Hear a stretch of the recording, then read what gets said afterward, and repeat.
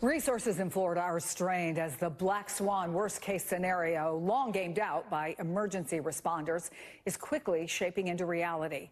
FEMA is spread thin, bracing for Hurricane Milton while still working on recovery from Helene.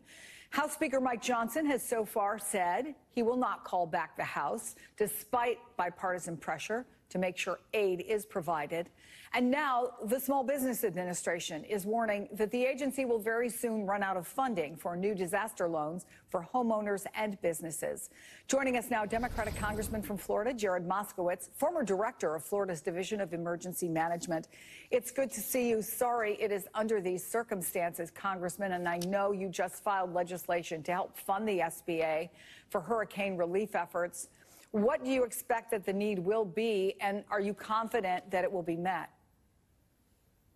Well, thanks, Chris. Thanks for having me. Well, we got to go backwards to get a little history here. Before Congress left a couple weeks ago, right, there was a CR that was put on the floor, continuing resolution to keep the government open, that had the $10 billion in it for FEMA.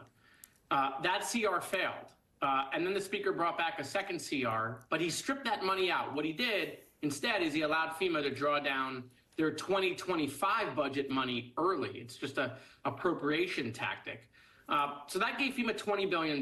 But out of that $20 billion, $8 billion was for previous disasters that needed to be reimbursed because FEMA had stopped doing that because they ran out of money. So you have $12 billion that FEMA has to play with. But a lot of that now is getting sucked up by Hurricane Helene. And obviously we have a Category 4 storm in Milton that is about to hit. And so obviously that's why I'm deeply concerned about FEMA resources. The SBA doesn't have the money that's going to be needed to get our businesses, our small businesses, our families through the disaster of Helene and Milton. They give out community disaster loans that keep those businesses afloat while the community is obviously recovering and rebuilding. And so it is a major problem. And Congress knew both of these things before they left in the middle of hurricane season, which was predicted to be one of the worst hurricane seasons on record.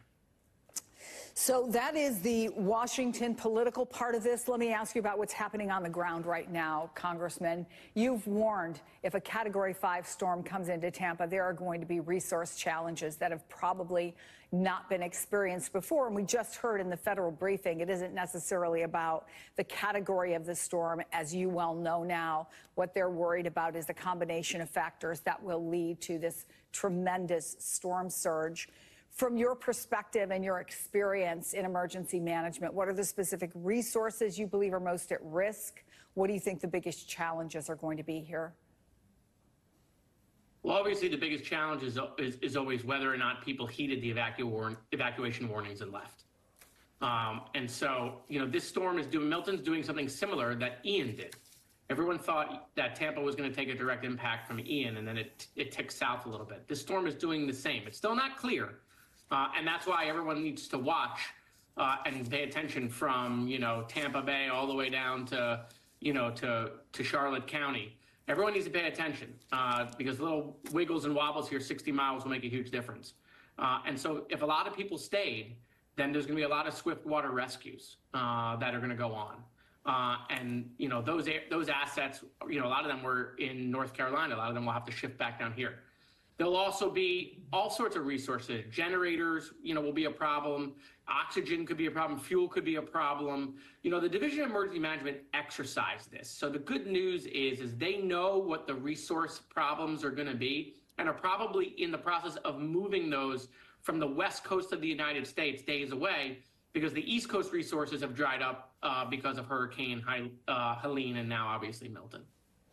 Florida Congressman Jared Moskowitz, we appreciate you taking the time to talk to us. Thank you. And much more hurricane